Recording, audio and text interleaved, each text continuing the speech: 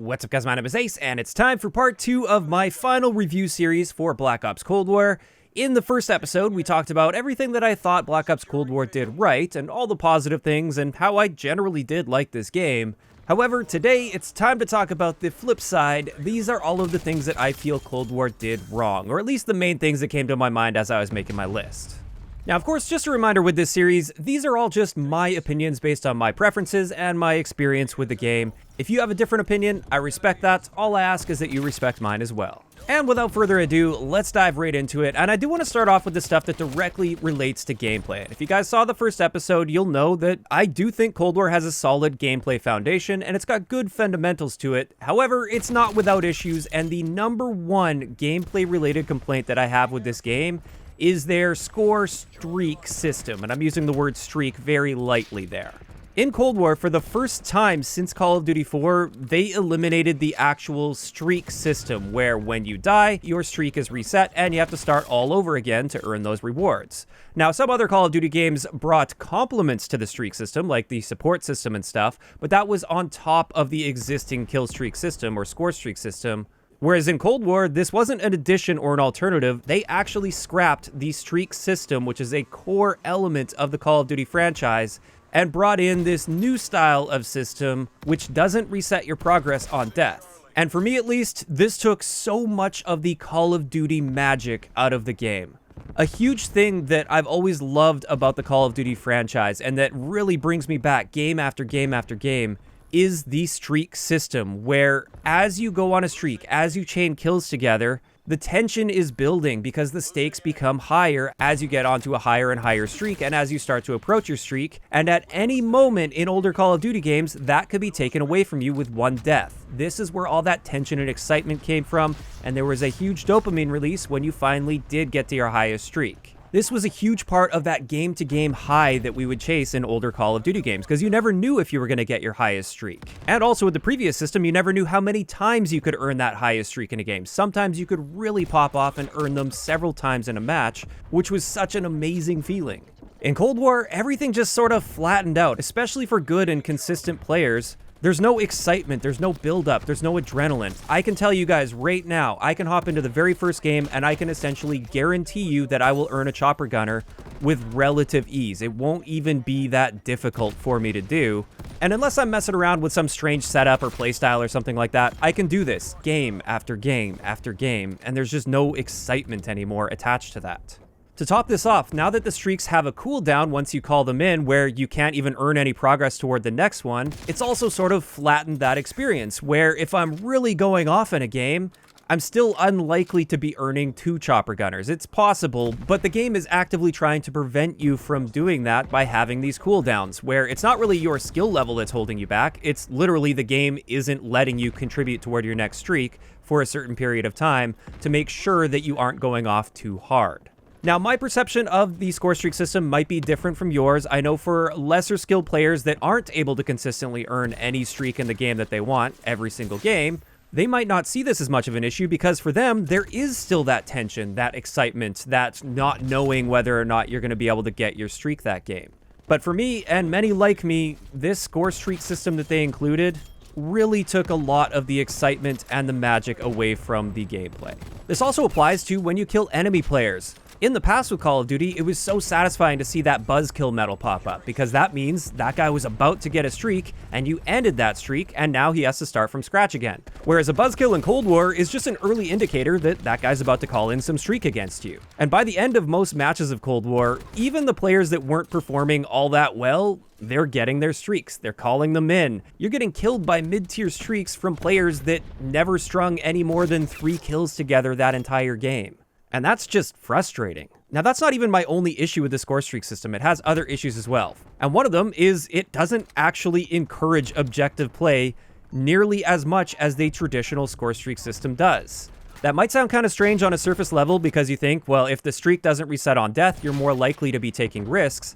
However, this score streak system still heavily relies on chaining kills together, and most of the score that you're earning in a match is going to be due to your kill streak bonus.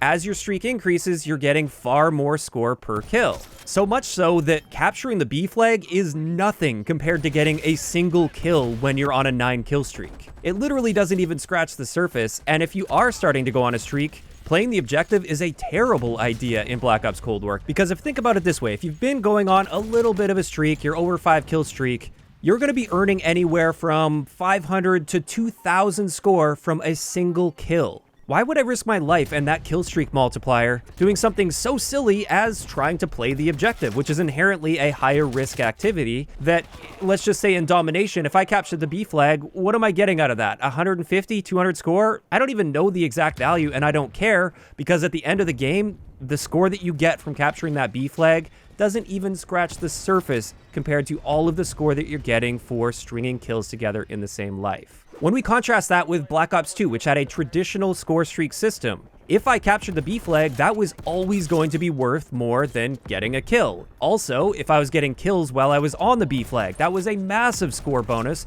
and I was heavily incentivized to be getting kills while on the B flag, or killing people that are on the B flag, because you get a score bonus for that as well. Despite what many people might think with this score streak system, the traditional score streak system encourages and rewards objective play so much more than this streak system ever did. And that's also reflected on the end game leaderboards. When you look at that final leaderboard after the game is over, who is going to be on top? The person that was pushing hard for the objective, really working on the objective and focusing on that all game, even though they weren't stringing a ton of kills together in a life, they played the objective harder than anyone else in the match. Do you think it's going to be that player, or the guy that was just roaming around or camping in an area, stringing kills together and going on a 10+ kill streak? In my experience, it's always the second player. It's the guy that's getting the biggest kill streak, regardless of how much that player was playing the objective. And this heavily encouraged people to avoid playing the objective and just try to play for the highest kill streak possible.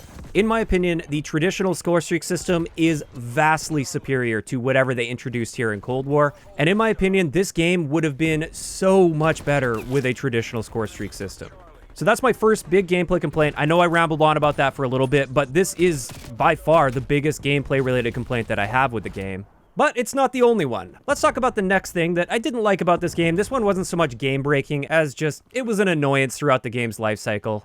And this is how they manage the one-shot or one-burst kill weapons in relation to all of the other guns in the game. The normal guns, the regular full autos. Like I said in the first part of the series, I actually like the slightly slower time to kill of Cold War with regular full auto guns. However, this gets thrown out the window as soon as one-shot or one-burst kill weapons are involved. And I'm fully aware of the fact that this time to kill change does make it difficult to balance one-shot kill weapons like sniper rifles. However, I do feel they could have done a much better job with this with relative ease.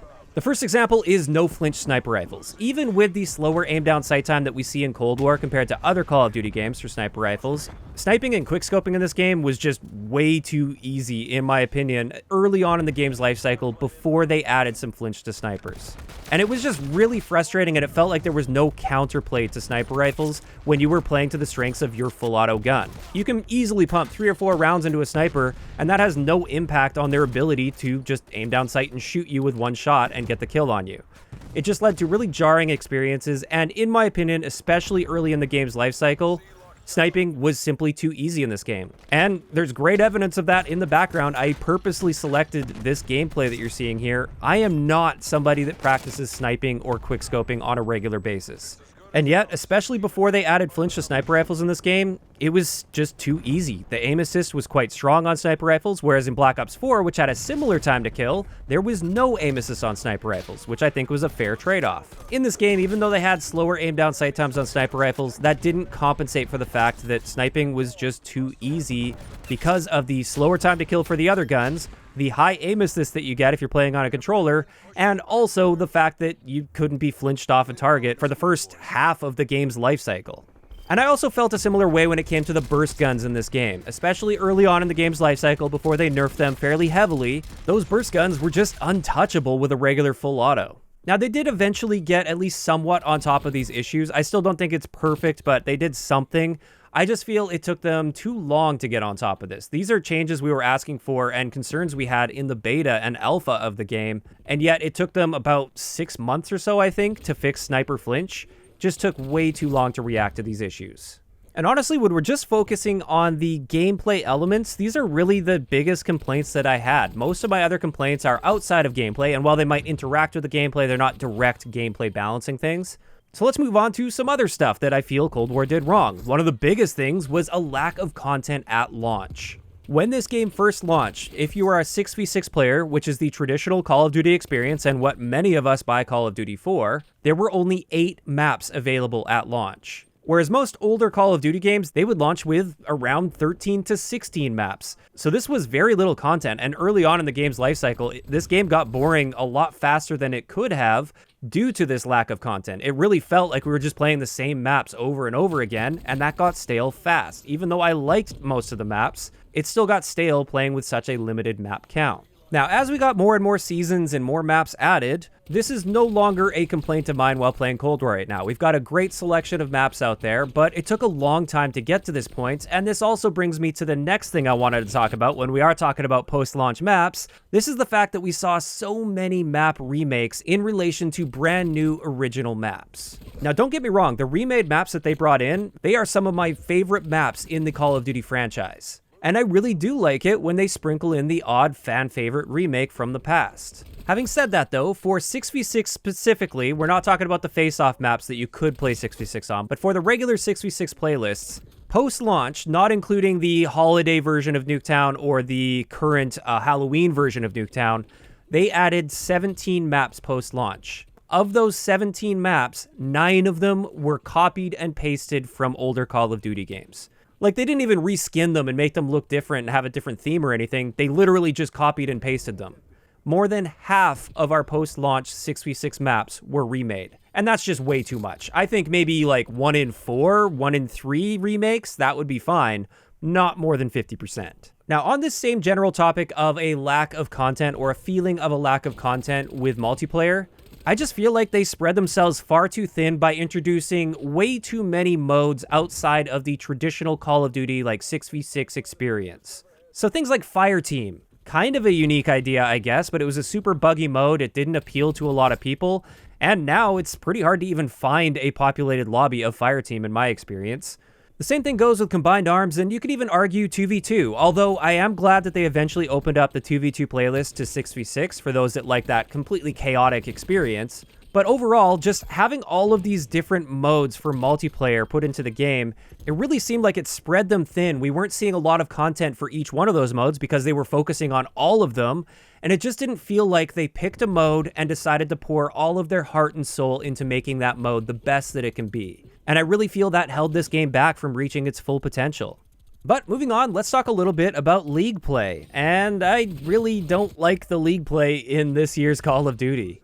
Not only did it take them too long to bring League play in, I believe they didn't add it until February, where a lot of the player base was already gone by that point. But on top of this, their ranking system seems to be almost randomized. It really doesn't feel like your in-game performance is reflected at all with the rank, at least when it first launched. I hadn't touched it since it first launched because I dominated my 5 placement matches, like absolutely went off, won every single one of my games, and yet I was ranked in the bottom 50% of players in League play. So from that point on, I just had zero interest in that because I was also seeing other people lose 5 of their games and end up with a higher rank than me. It made zero sense, and that was just frustrating because I expect better from Treyarch. Treyarch does tend to have a very good League play experience, not this time around. But after that, I want to talk a little bit about their Gunsmith. And don't get me wrong, I like a lot of what they did to the Gunsmith. I love that we had the actual stats for the weapons and their attachments displayed in-game. But I will say the Gunsmith felt quite generic. We saw the same attachments for most of the weapons in the game. They had the same impact on most of the weapons, or at least most of the weapons within their respective classes. And therefore, with the exception of a few guns, it just wasn't all that interesting or exciting. I generally found myself running most of the same attachments on every single gun in the game because they performed the same and they were simply the best choices. Now, when we speak about this being generic, I also wanted to talk about weapon variety in the game. I really felt like with this game, there weren't a ton of really unique weapons that had truly unique characteristics to them. And I'm talking gameplay characteristics, not just their looks.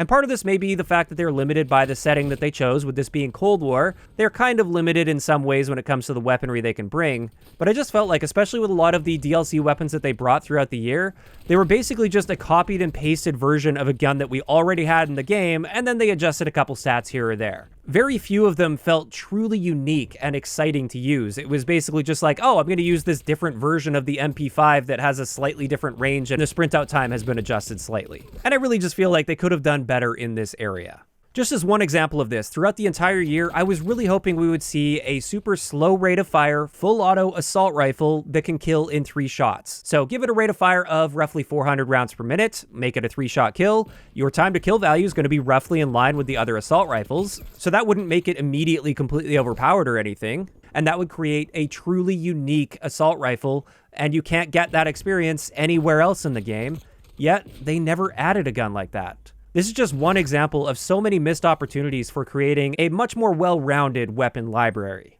And this is where we're going to segue into the next thing relating to the weapons in this game. The weapon leveling was painfully slow in Cold War. To top this off, unfortunately they followed suit with Modern Warfare's style of double XP and double weapon XP. I think this is how it's going to be going forward, but I just hate the fact that those tokens no longer work with just gameplay time. They're running in the background even in a lobby. And that's just frustrating to me. I get why they do that. If you activate a 1-hour double XP token, now you kind of feel committed to be playing that game for the next hour. Even if you decide halfway through, like, you're not having a good time and you don't want to, you'll feel like you're missing out. So you're going to keep playing. Whereas before, you could just log out of the game and then come back to it and your double XP would still be running. So even though I understand why they do it, I'm still going to express the fact that I don't like it. As a player, it doesn't make me feel good about the game. Instead of feeling like a true reward to have that double weapon XP, I feel like it's just another one of those tools to manipulate me into playing as much as possible because those are the only stats they seem to care about over at Activision.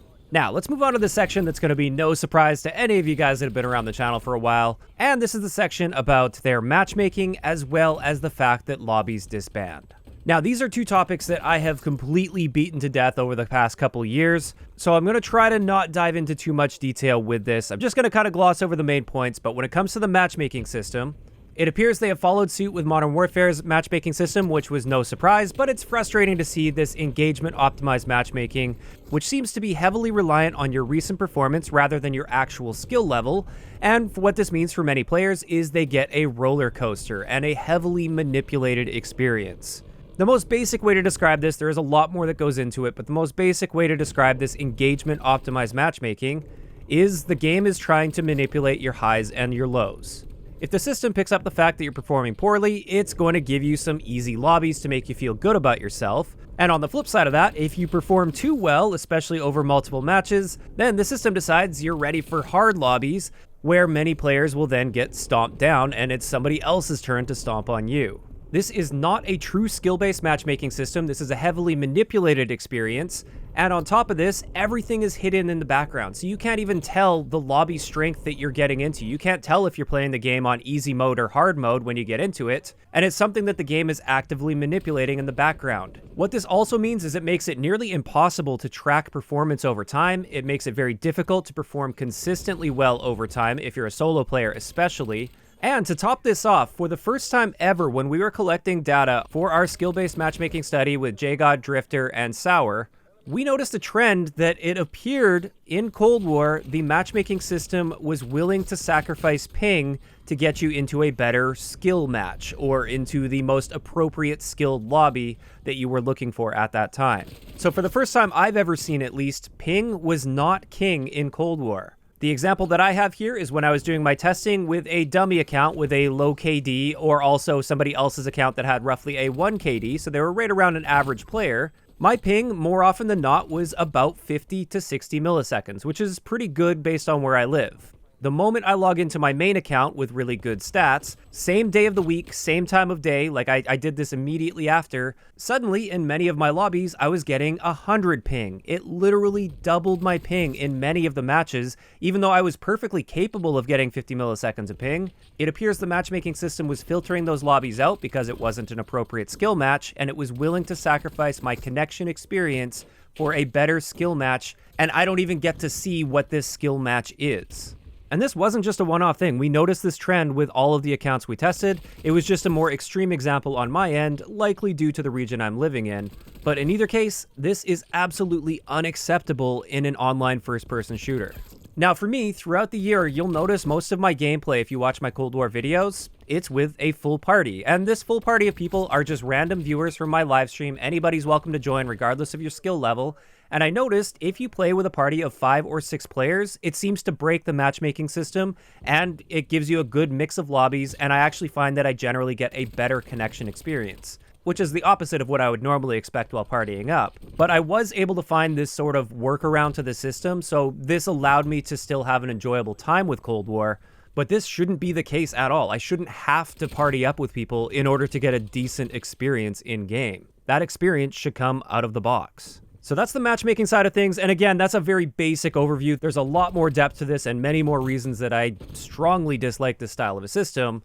However, another thing that I hate is the disbanding lobbies. The fact that when you finish a game, more often than not, the lobby will separate, and then you end up with a different group of players for the next game. This, I feel, really takes away from the heart and soul of Call of Duty. I have discussed that in the past. It makes it so the social experience is basically gone when you're running into random people. Previously, you could run into random people and form friendships or rivalries. You could learn to adapt to them across multiple matches. You could stick into the same lobby for multiple hours.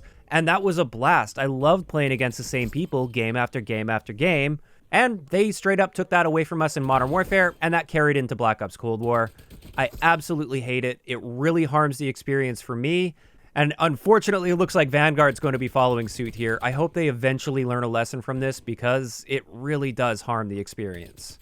So there we go. I managed to blast through that section fairly quickly. I'm sure most of you guys saw that coming. Next up, I just want to talk a little bit about the graphics and the stability of this game. One thing I noticed is in many maps, I do have graphical glitches, even to this day. You can see it in some of the gameplay in the background probably, but I'll have weird like things flashing or the sky will turn black for no reason or something like that. And it's nothing wrong with my hardware. This happens on my PS5, happens on my PS4, doesn't happen with other games on those same systems. So it does appear to be on the game's end. Also, I just wanted to mention the fact, I think one of the reasons Cold War isn't as popular as it could have been is it followed Modern Warfare, and Modern Warfare looked better than Cold War, straight up. It had a more modern engine, it had better animations, it had better graphics, and even though I personally didn't like the gameplay of Modern Warfare, and I'd much rather play Cold War, that really did harm Cold War's reception. And it's unfortunate, because I like the gameplay of Cold War, and I wish it would have been more successful than it is. And also, I don't think Cold War is a terrible looking game. I think people often exaggerate saying that it looks like a PS2 game or anything. I don't think it's a terrible looking Call of Duty. It's just when you put it side by side with Modern Warfare, it doesn't match up. It's not as good as Modern Warfare when it comes to looks. And that's very important when it comes to general perception in the community. So it is worth mentioning in this video as well. And that pretty much wraps it up for the main things that I feel Cold War did wrong. And I just wanted to make a little conclusion here, just talking in general how I feel about Cold War after a year.